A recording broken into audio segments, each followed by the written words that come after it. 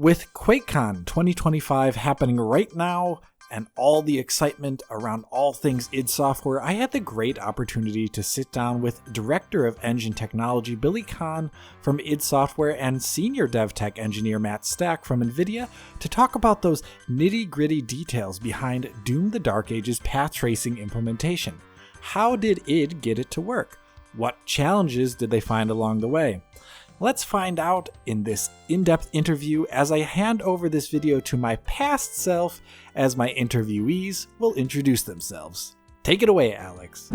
If you would, please introduce yourselves. Hello, I'm Billy Khan. I'm the Director of Engine Technology at id Software. And my name is Matt Stack. I'm a Senior DevTech at Nvidia. And I had the privilege of working on the path tracing integration for Doom the Dark Ages. Awesome. Yeah, I've talked to Billy before.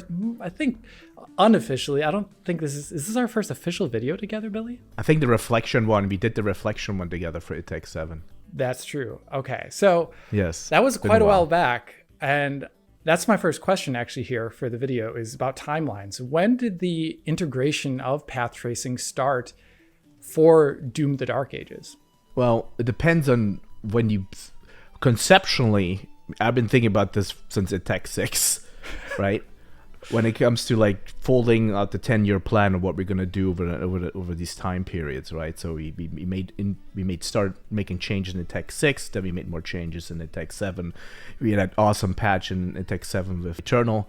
They came out post-launch that added reflections for ray tracing, and then obviously the next evolution of ray tracing is making a fully title that uses ray tracing, and then obviously to plus it even more than was path tracing. The actual development cycle actually started fairly deep into production.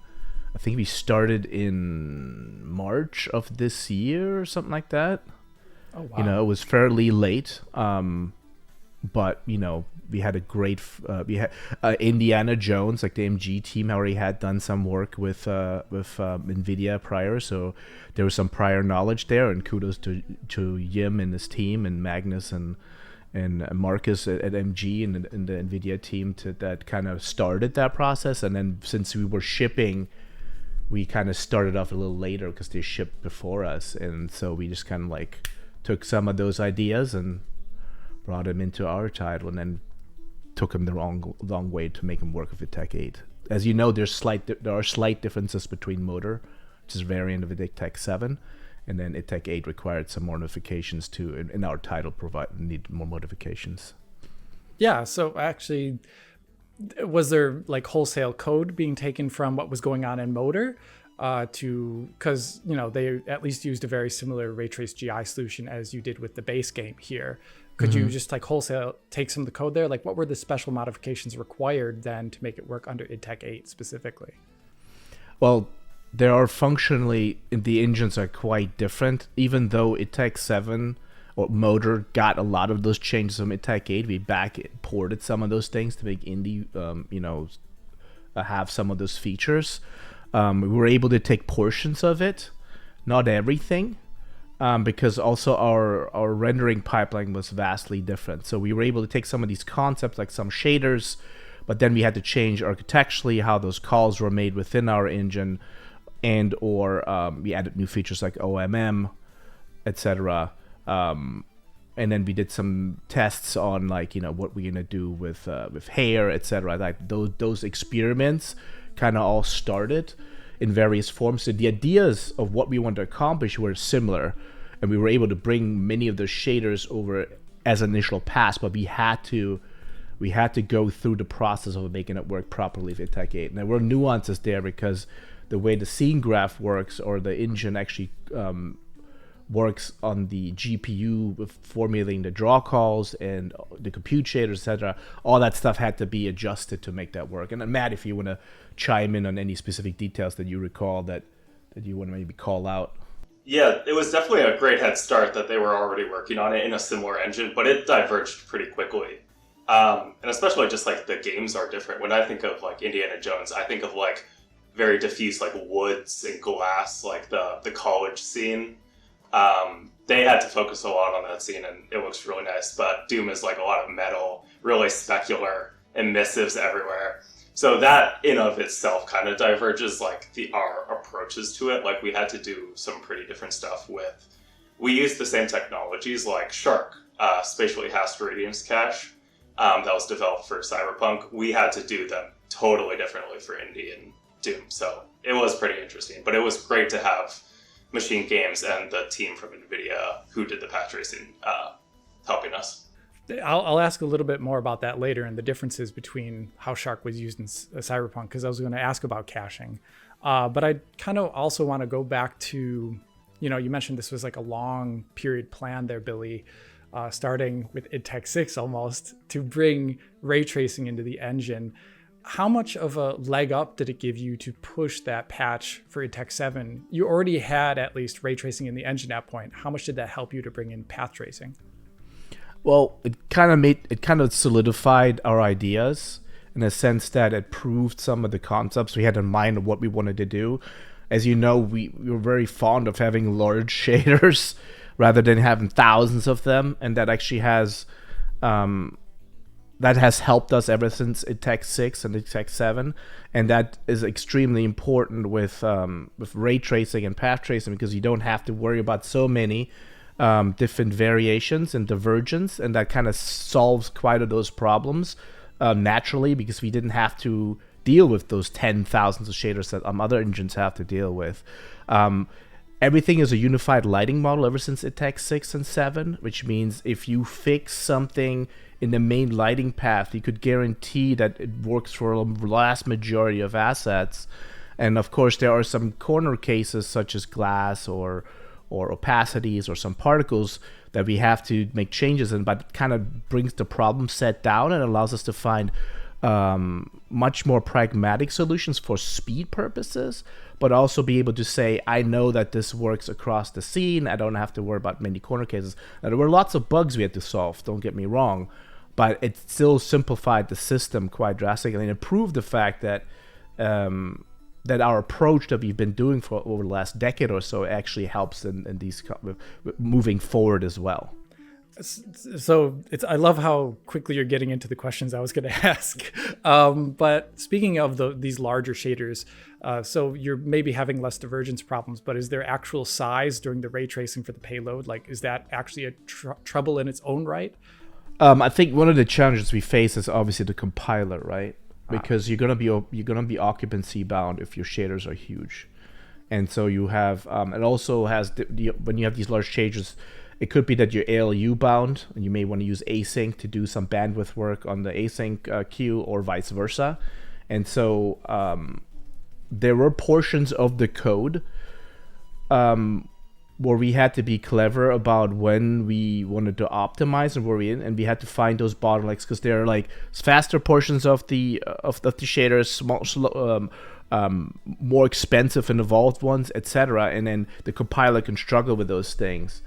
I would say when it comes to perf, I think because we didn't have so many shaders, actually in the long run, the net negative that we would see kind of was counteracted by the fact we didn't have to switch constantly. Mm-hmm. But Matt, do you have any thoughts on that? Yeah, that's interesting. We were actually just talking about that this morning, a big 50-person meeting. We still go over the learnings from these titles, and we're still looking at improving performance, because there's always a crunch, and we can only fit in so much until the deadline. But we continue to look at it after release, and we were specifically looking at the size of the shaders.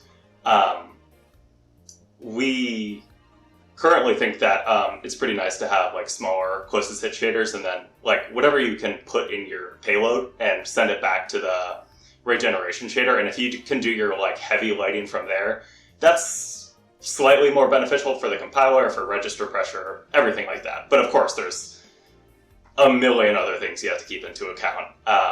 So yeah, it is funny that we were actually just talking about that this morning. And I think overall it was definitely a benefit to have these big shaders, because it was nice to have just one lighting function that you could work with. And if you fix something, it fixed other places that you maybe didn't see at first, and then you can just kind of confidently know there are some places that were fixed by this.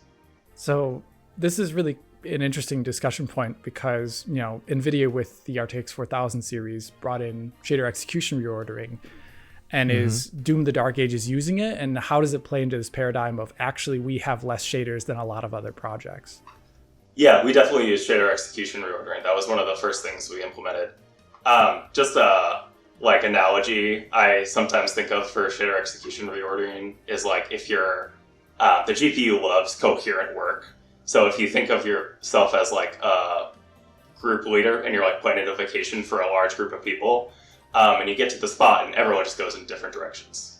As a planner or a vacation organizer, that's very stressful, especially if some people go on a boat to a different island and everyone else in the group is waiting for them to come back. It's the same thing with the SM for the GPU. If you have divergent work, especially with path tracing, if you hit a diffuse surface, you can imagine all the rays just going in every single possible direction. Some of them might exit quickly. They might hit the sky, and it's just a quick, give me the environment map lighting for the sky hit. But others might follow a very specific path, very complicated shaders, and the rest of the warp, the GPU is waiting for that to finish. So execution reordering is really, really nice in that it tries to restructure groups of work so that similar arrays or similar threads are doing similar work within a similar time. So yeah, we definitely use shader execution reordering to its limit. Getting a bit more into it, Billy, you did mention that there were specifically regarding hair because at least for the Slayer's cloak, as well as a number of the demons or monsters in the game do have hair, especially some of the protagonist or antagonist characters. How did you get hair working within the path tracing paradigm, actually? That's a good question, because we really didn't do the full path traced hair portion. It's still the old ray traced version. We're looking at line swept spheres that Blackwell provides, and that's still ongoing. So we're experimenting with that and trying to make it something that is worth an update. And I think it's very promising. So if you look at what we currently have when it comes to hair, it's still the ray traced pieces of that where it uses CGI. We haven't done the line swept sphere portion yet, or haven't shipped that in a patch just yet. So those are experiments that we're still working on, and hopefully we can get that out in the near future at some point. No promises what the timeline might be, but we're still working with that. Of course, the goal is to always make it as fast as possible, and and make sure it meets the visual bar that we want to achieve, and if we can get that there, then obviously we'll have that in the future. Yeah. So you did mention those surfaces are using the older lighting from the base GI, but what exactly is the difference between the path traced diffuse GI and the game's standard RTGI? I know there's a presentation that Tiago is going to be doing sometime very soon, covering at least the RTGI portion of the game. But we don't know a lot about the path traced lighting. What materials does it affect, and how does it work conceptually? Well, we have obviously, the goal is just to include almost everything that we could. There's some things that are left out. It really depends what's in the G buffers. Like, for example, we have some opacity surfaces like glass that are not in those data structures, and those surfaces have to be in the data structures for us to path trace against. So it's on a material basis. For the most part, we got pretty much everything except for the glass, right, Matt? Yeah. I can't recall if you missed something else. So pretty much everything, and since everything uses the same kind of material, base material, opaque material, lighting mechanism, most of it all goes to the same path, except for the glass portion or some of these transparencies. Mm-hmm. And how many bounces? And so a big question is also, I know when Cyberpunk got updated multiple times, they originally had a naive path tracer for the diffuse GI, and then they switched to a ReStiR based one thereafter in a patch. How exactly is the light being sampled here, alongside how many bounces are we talking about? Yeah, compared to Cyberpunk, we did not implement ReStiR.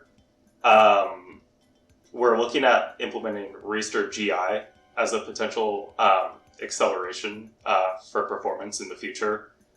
I think we're doing 3 bounces if you like turn off Shark.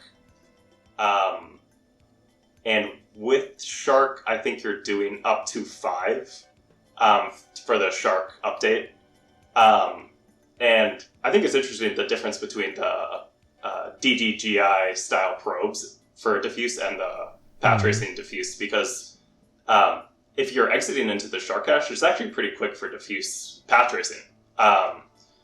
And that's why you can see like a bit of similarity between the probe diffuse and the path tracing diffuse, because they are both updating occlusion with real-time ray tracing at different frequencies. The probes do it at a little bit of a lower frequency than the path tracing, because path tracing is per pixel every frame. So, talking about the caching, though, you mentioned that specifically that it was different than the way Shark was being used here, was different than the way it was done in Cyberpunk. Could you describe that a little bit? I'm actually not too sure about the Cyberpunk, but I know it was a little bit different for Indie, because I know a lot of their materials were developed to be like very diffuse in mind. And with Shark, Shark is a diffuse cache, but you can actually trick it into helping you out as well with your specular arrays. Specular arrays are view dependent, so it doesn't really, like, you can't really imagine that it could fit into a cache, because a cache you need to be able to query from anywhere. But if a specular array is view dependent, you can actually trick Shark if it's a diffuse enough surface to exit into some specular arrays, and it's really nice for performance. But you have to have your minimum, or you have to have your threshold for those surfaces to be pretty low.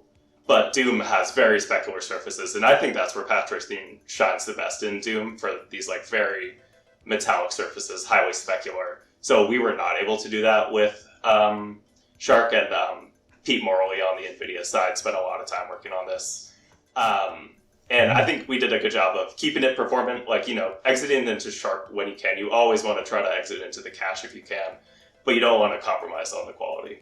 I think you called out some of the differences in your own video, right? When you look at the irradiance cache for the basic ray tracing, some of that detail you would have maybe on really rough metallic surfaces doesn't come through, because you have very limited data that you can store in these probes.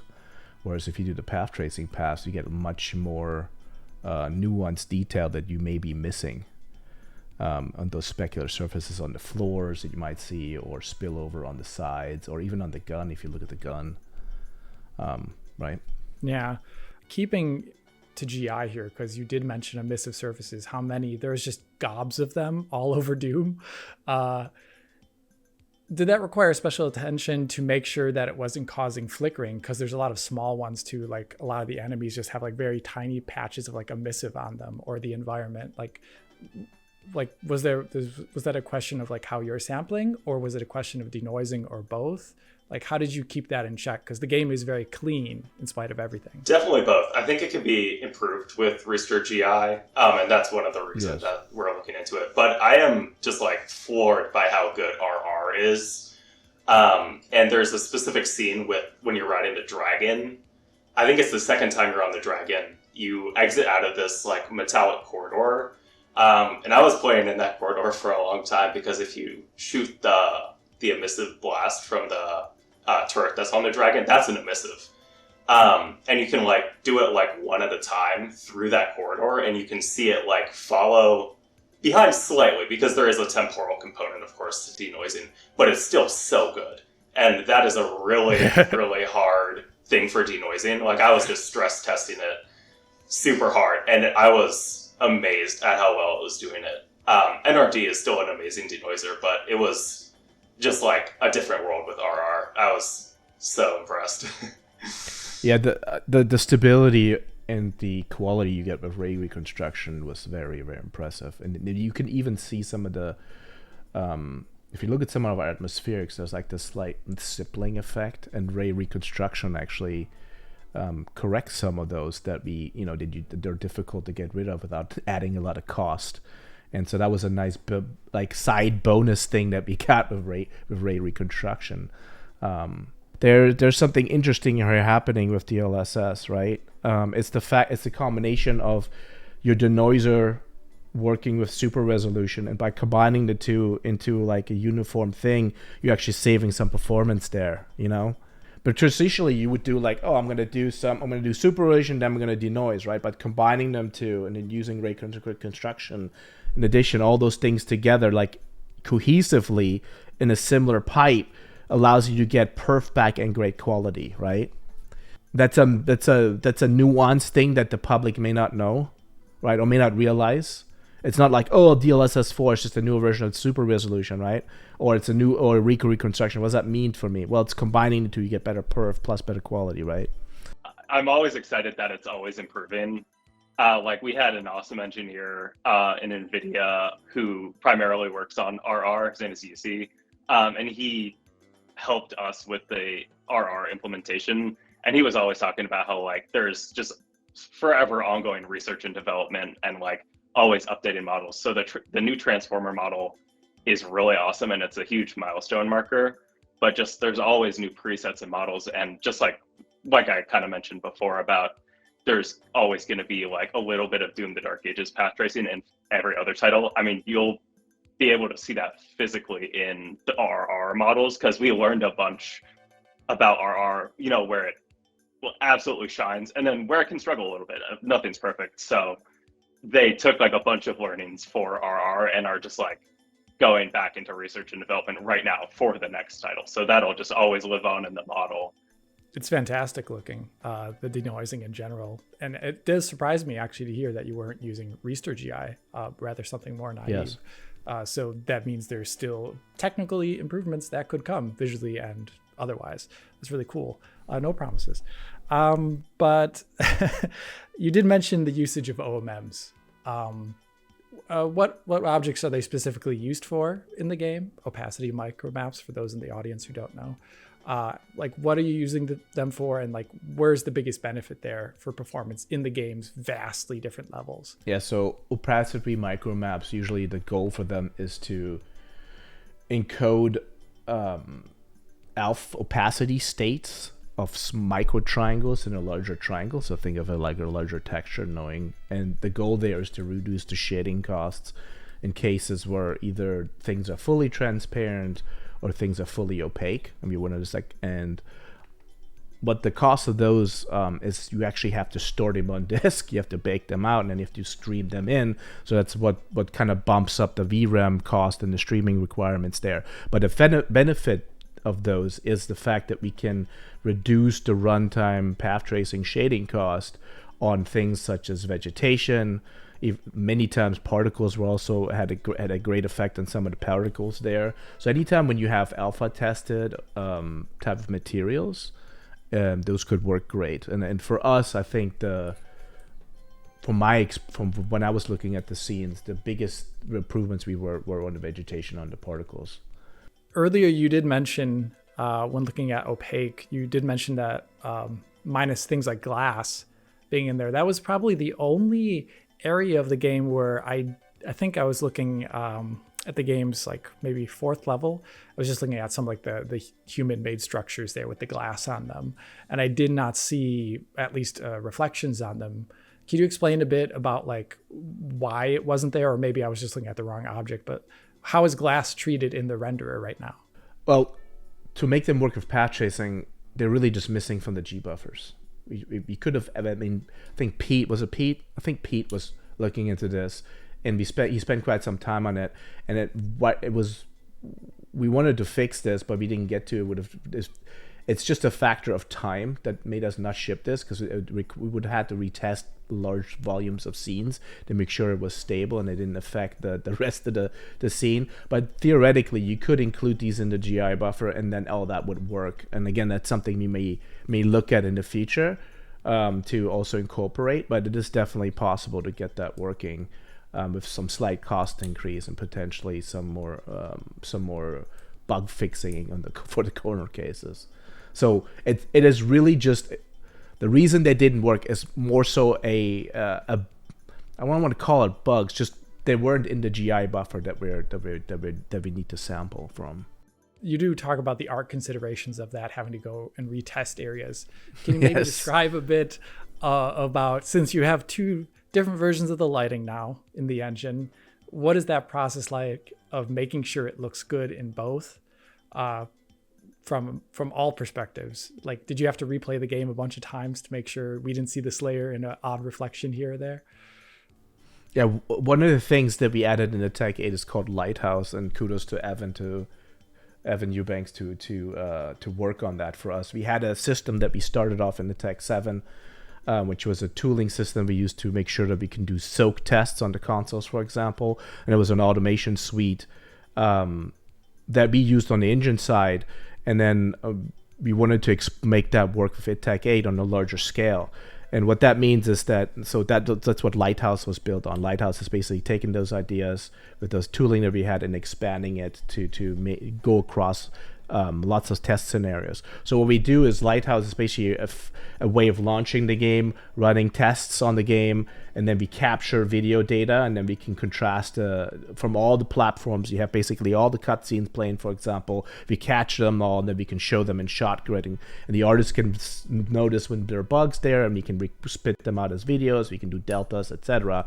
And on Tech 7, Eternal, we had to actually go through the manual process that was very, very costly and time-consuming, and many bugs were missed because of that. But with Lighthouse, and again, kudos to Evan for making sure this all worked with Jim as well, was really, really helpful for the path tracing bits, because we now had to not only test ray tracing, we had to test all the path tracing, we had to test all the consoles, because all the changes had made changes to the underlying engine.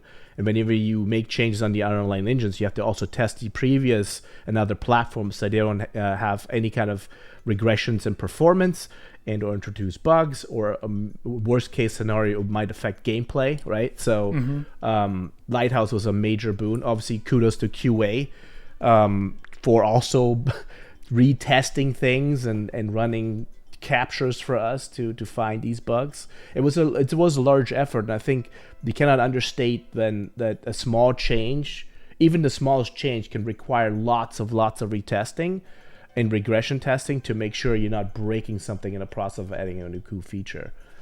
So when you look at implementing something, you always have to incur, like, yes, the code might take X amount of hours, months, or whatever to create, but then you have to also factor in quite substantial amount of retesting and optimization always. And sometimes that can elongate the process more so than you anticipated. Your testing cycle might be 2 months when your implementation was 2 weeks, right? Just to make sure you're not making the experience worse. The goal is always to value add for the consumer and for the player, to get something new, but then never make it worse. That's always the way it goes. And if it does happen, it is just something that was missed, unfortunately, and then we have to go back and fix that. But Lighthouse was a big portion of that. And of course, QA. That sounds like an incredible amount of savings there, because having to constantly replay every single section like you described versus having some sort of automated tool to actually check and look for visual regressions, even like what you said with like deltas and stuff like that. That's really helpful. And don't underestimate the QA. QA could then focus on the things that are super important, which are like, if there's a glitch somewhere on some pixel, that's quite a bit of time for QA. QA could then really focus on the things that are important to the player, right? Making sure that the gameplay works perfectly, that the physics work properly, that there are no regressions on, I don't know, how the UI works and things like that. So the focus of the really important things, QA could then, and then the automation things could all do the boring stuff that is tedious and takes a lot of time. You did mention physics stuff just there. A big part of Doom: The Dark Ages was a lot more moving objects on screen, a lot of physicalized objects, and I would say it's like vastly more expansive about how many enemies there can be and just like the draw distance and everything. But getting that to work within path tracing and actually having that fit in the acceleration structure must have been a challenge. Can you talk a bit about how, when you turn on path tracing, how the acceleration structure differs maybe from the normal ray tracing implementation, if it does, and what's included, what isn't, like how are things updated?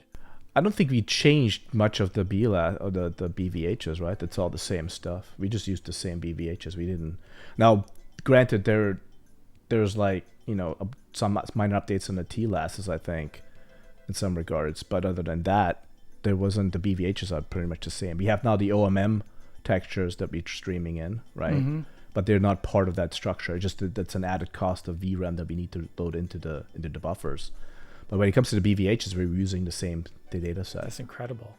Yeah, we were using the same BVH, and I do recall some parts where with a probe solution, you could have like slightly coarser geometry in the BVH, and that's totally fine. But when you start introducing like shadows, you instantly see it. So there were some times where we had to like update, like facial characters needed like much sharper representation in the BVH, stuff like that. So yeah, there was a little bit of change, but we used the exact same BVH for both. That's kind of impressive because one of the big things we've seen with path tracing titles is that since the base ray tracing usually has a much coarser BVH, that they have to incur so much added time in the build there when they turn on path tracing, which kind of gets me the question of if you were just like, it's going to be different per scene as well as level to level. But if you just like open up the game generally on an RTX 5090 on average, like when you have the path tracing on, what is taking up the largest amount of frame time actually on a GPU like that nowadays? It has so many different types of acceleration. Is it like the BVH building? Is it the trace time? The shading, what is it actually like is a big limiting factor in today's GPU performance for something like path tracing? I'm trying to recall back the GPU trace I was just looking at this morning, but I think it was the shading. Yeah, shading and if you have to do any updates. In light of that, I would love to actually talk about something a little bit outside of Doom the Dark Ages, but id has long been a proponent of Vulkan, and before that even OpenGL. And were there moments in the project where obviously you can do so much, but there's sometimes the API can be limiting based upon its current scope and just what the hardware can do with it? Were there ever moments in the project where you thought like, oh, a future version of the ray tracing API would be better if this were the case? Like while you were working, like, did you ever have that, and what was it? DirectX and Vulkan are very close to each other. There's some features that we have on our side and some features on the DirectX side that are like slightly different, but for the most part, it's pretty much the same. And NVIDIA's done a really good job in making sure that the APIs that they use and all the other vendors as well, that all works nicely. When it comes to like future thinking, what could be improved, it is really just the how we are allowed to interact with the command processor. Mm-hmm. I would love to see one of the things that I think is going to be extremely important in moving forward is work graphs, and that allows us to schedule work much more efficiently. But if you noticed, from tech 6 to 7 to 8, we keep pushing more and more stuff to the GPU, and on tech 8, I would say the 95%, if not 97% of the workload is all in the GPU. We do that with execute indirect. And doing some clever work where the draw calls that we actually submit from the game are not the ones that we draw with, and we started that with tech 7 and we refined that in tech 8. So we need to, when we think about just general programming, what may be raster or ray tracing or path tracing, we just need to push more things off the CPU. We need to be able to use things such as work graphs to do graphics and compute work, schedule work basically, be able to parallelize, and not just parallelize things like particle systems, but do like task scheduling like you would do on the CPU, and then be able to program the CP more accurately. In addition to that, what I would love to see is being able to do calls from the graphics and compute pipeline to be able to make direct usage of the tensor cores or some of the ML libraries that are out there, so we can interleave AI work as we're shading. Mm-hmm. And the way I look at it is like if you do a texture fetch, right? You ask for the texture fetch in the shader. There's some latency involved with that. That pixel fetch doesn't happen right away. And usually you do ALU work while that latent work is working. The compiler does a good job of scheduling that stuff for you. To the user, it looks like, oh, I did a texture fetch. The pixel's right there. But actually on the GPU, there's a bunch of magic happening where it's fetching it while it's doing some other work because it was rescheduled. And the same thing could be done here with ML work. And so interleaving, giving us new capabilities to use AI work in the shaders directly, compute and graphics, and then also the scheduling part so we can do more of the work on the GPU, I think, with work graphs. And it can't just be graphics work, it has to be also compute, or it can't be just compute, it has to be both pipelines.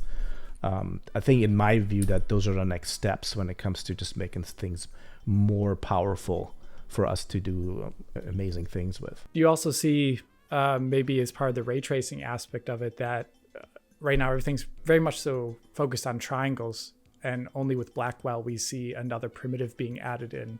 Would you see like other primitives, and what would they be maybe, being added in that would be helpful to the artwork? I mean, if you look at the DCC side, most things happen there on with quads, right? Mm-hmm. Or NURBS even. And we've even done experiments back in the day in the Doom it took 3-4 days with NURBS and things like that. We even had like, techniques for that in its studio at some point. But I think quads, and then the gigantic mega geometry stuff, which is a name we used to use that Nvidia is now purposing with their quads technology. Those are very exciting, and something we will look into. I think there's some promising things there with the infinite detail you can get. So all those things are good, but ultimately we just want to shade pixels, right? Mm-hmm. And if we do real path tracing, then ultimately you would have just the surface description, and you get rid of all the polygons in the end. But we're not there yet. No, that would be amazing. A while back, I remember when Doom Eternal was coming out, you were like saying, this is just the beginning of where ray tracing is going to be in this engine. And we already have a super comprehensive version of it out right now, both with Indiana Jones and now with Doom the Dark Ages. Variances obviously there between the two, but where do you see taking ray tracing into the future, like areas where you would like to apply it, where it is currently not being used, and like where do you see it going from here, having already gone so far? There's reality, and then there is like what we would love to do, right? And we have to, like for us specifically, there are multiple mission statements that we have. We need to be able to run as many devices as we can, so the more people can play the titles. And another mission statement for us to push the industry forward and do interesting things to make sure that there is software that warrants new hardware to be created, because usually you have a chicken and egg problem where it's like either hardware's there and nobody uses it, or there's software there and there's no hardware for it. So we want to be proponents of creating software that utilizes that hardware features that are there, prove them out, and if they're not useful, then we don't use them, right? But the things that we do think useful, we want to push them. That's why we implemented path tracing, because we do think that that's like ultimately in the future, that's the path we will go down on ultimately, but we're not there yet.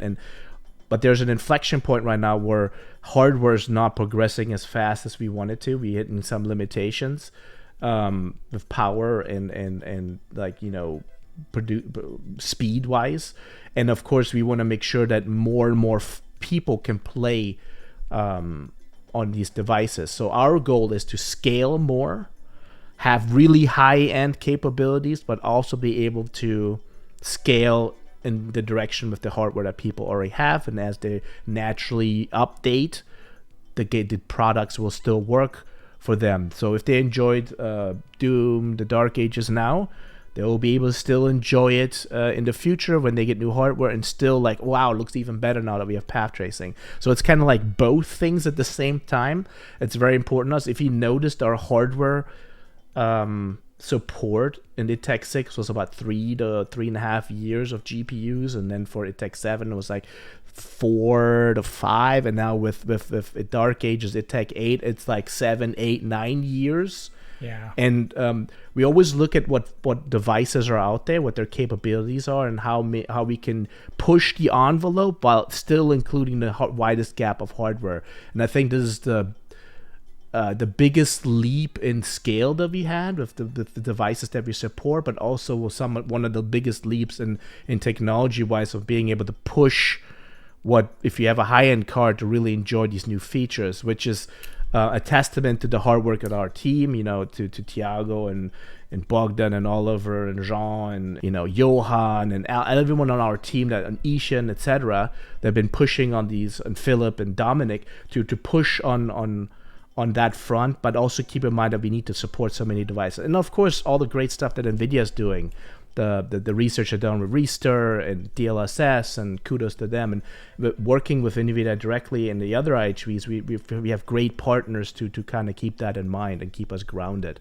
But there are some hard problems there, right? Because power is, we have all these handheld devices coming out that have low power, so we need to make those work. So scale is really important, and pushing the envelope. Those are and of course making sure that the changes we're making are meaningful to the player, right? We're all gamers. We want the game, like when we put something in, we want to make sure that it adds value to the product, and that that's something that the player enjoys, and that it doesn't take away from the ground essence of the title, like immersiveness or playability or fluidity and the core vision of the product. So all those things are always considered. But when I look forward, I think it's very promising with how far we got with this title, and I can't wait to push it even further with path tracing. I don't think the goal would be to have more and more players be able to play across many more devices, and so and Doom should just play anywhere in my book, you know. And as we've seen in the testament is like, you know, seeing the old school 93 Doom on watches and fridges and things like that. I would love to see that with our modern titles. Yeah. Recently I just looked at this and it was super impressive to see. I know it wasn't even in the spec, but the RTX 2060 playing the game at 60 FPS with the ray tracing on. And you could actually push it further if you were willing to compromise a little bit and play more with VRR. And that's something that I think a lot of people sometimes forget, that PC gaming in the past was much more exclusive. You had to have the latest and greatest to play the latest games. And now, due to technology scaling so much better than it has in the past, from your side and the hardware side, that we can now still play games on 7-year-old GPUs. That was an impossibility, like in the mid-2000s, and I found it incredible. And that scaling, just to riff on that, the scaling, it's very important that we're pushing more on the GPU, because the scaling on the GPU is much easier. We can make... and we always want to retain the gameplay, right? That's why we're taking as much as we can off the CPU, so the gameplay is retained on all the devices we're running on, so we don't have to make compromises with what the player experiences when it comes to the gameplay. Mm-hmm. And you did mention as part of those compromises, like make sure we're not affecting input latency, among other things you listed there. And while developing the path tracing, or even just the general ray tracing of the game, I would love to know like what the considerations there were for input latency, since Doom has been such a game for a long time, which is targeted 60 FPS. It's targeted low latency. Was adding in path tracing like a fundamental problem area for input latency for you? Or was it just, this is just heavier on the GPU and it's an increasing latency that much beyond frame time cost? Well, the goal was, when we first set out of this, the goal was like, we has to run at 60. Like that's the mantra we have. Like anything below that is not something we like to do. You know, we do that on rare occasions, maybe with a port on some devices, but the core essence is always to run at minimum at 60. And if we can prove that, this technology, if we can't prove a technology to run at 60, then we need to work on that technology a little bit more, right? And because at 60, there's this point where 60 feels great. Obviously, higher frame rates feel even better, right? But 60 is like that minimum bar we try to achieve. And when you have a high frame title that runs at least at 60, then it also allows you to take some things like MFG, for example, which is a great technology, right? We were very surprised how low the latency was, because our title was already highly optimized.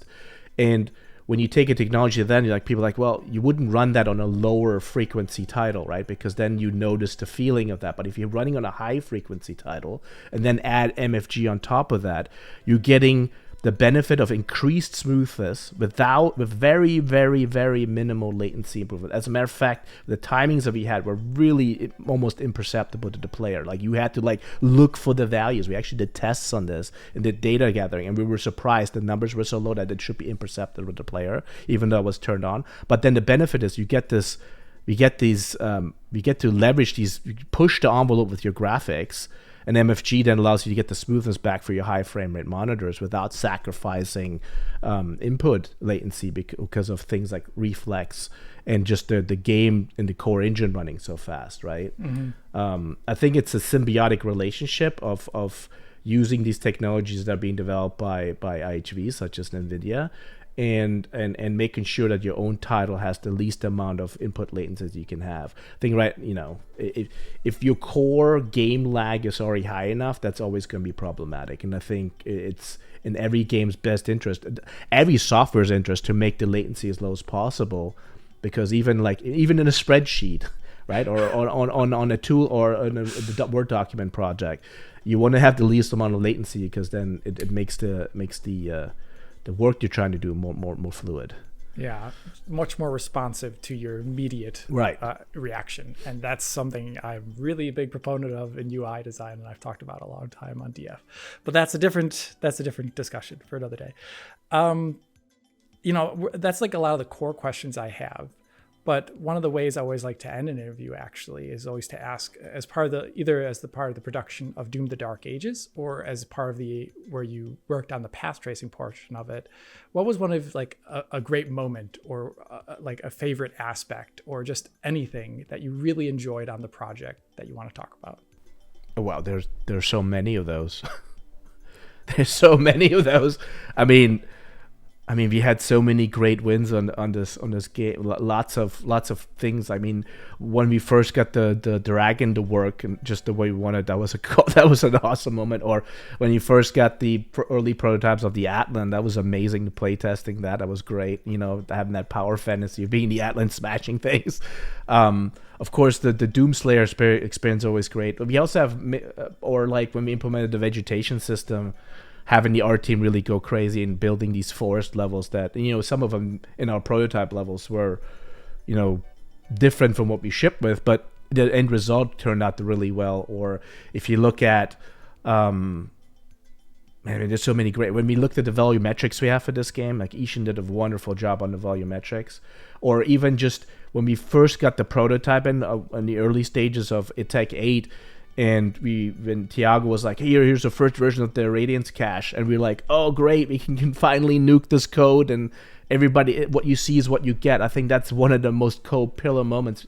And the lighting artists were super excited, like William and the team was like super excited to be like, or even Darren on the tooling side was like, wow, it just looks the way we want it to work, and no more waiting and stuff like that.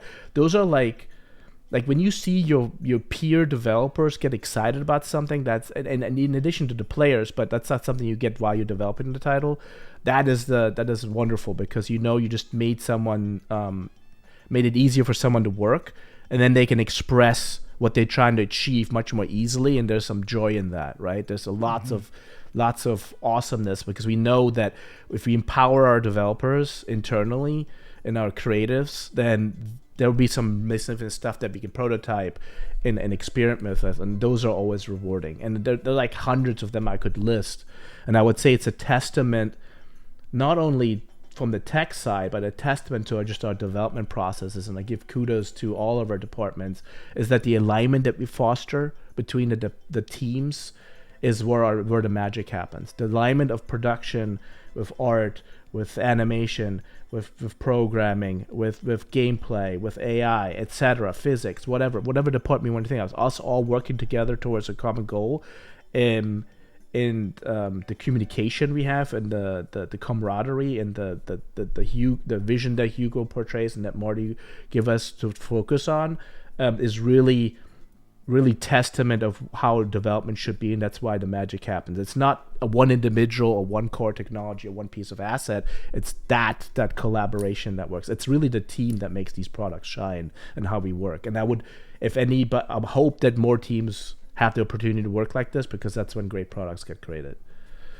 I mean, just to say it from the player's perspective, as well as the like consumers, like you can 100% see that this is an id game, and like it's flowing throughout the entire experience when it comes to sound, graphics, animation, gameplay, story. It just feels wholly unique to you guys, and that's kind of what makes your game so special, along with just being really badass. But I would love to hear from you, Matt. Like, what was one of your favorite parts of working on this project? Yeah, for sure. Since we started relatively late, like art was already locked in. So there's a lot of really great memories and a lot of late nights with the fellows on the Nvidia side, like Pete, Hai, Pavel. Just like we were actually in the room that's Billy's background right now, the Skull Crusher room. just like thousands of hours in all of these like kind of like in between places, like looking at lighting, shadow, because we knew we couldn't really change anything as far as art goes. So we wanted to respect the art. That was our number one. We were always going to respect the art, the lighting that the artists had imagined. So everything is like fine on paper when like, oh, we're going to implement this SDK, this tech. But then it always just, there's stuff you don't know. So a lot of hours went into just making sure we kept up the vision and then added extra with path tracing, you know, with the emissive lighting. I think that's a huge addition with path tracing. The higher fidelity specular, the shadows are really nice. Stuff like that. Those were great memories. It was a really smooth process working with it. They're all incredible. I mean, they're truly leaders in the field. So it was an awesome process. Yeah, I would say, just to piggyback on that, when it talks to specifically the path tracing piece, having the ability to take the Nvidia team that was, you know, working with us to just incorporate them directly, because we just made them, you know, part of the team, and we just all worked together as if they were part of the team. And we didn't want to have a thing where you like throw things over the fence. That's not the way we operate. And so tightly integration of the team, working closely together, you know, having conversations of the pitfalls of and pros of certain implementation details, all those things, and we built that relationship with our HVs over the last 12 years or so, and we've gotten really not only on the professional level, also on a personal level, we got to know everyone here really well, and it's really exciting when we get the chance to work together on something like the path tracing bit. We've done that in the past, and you can look at, for example, at our collaboration with AMD and Nvidia on the Vulkan, when Vulkan first came out on the Tech 6, right? That was a big thing for us to maybe we launched that. Or when you look at some of the work we did with Tech 7 when Turing was released, and you know, when we did the ray tracing ReStiR reflections in Tech 7 in Eternal, so we have a great history of working together and trying to think about ideas, well, how we want to push the industry forward, and then implementing them in a product that showcases that, so people can be like, oh, understand why those things are necessary or why they're interesting.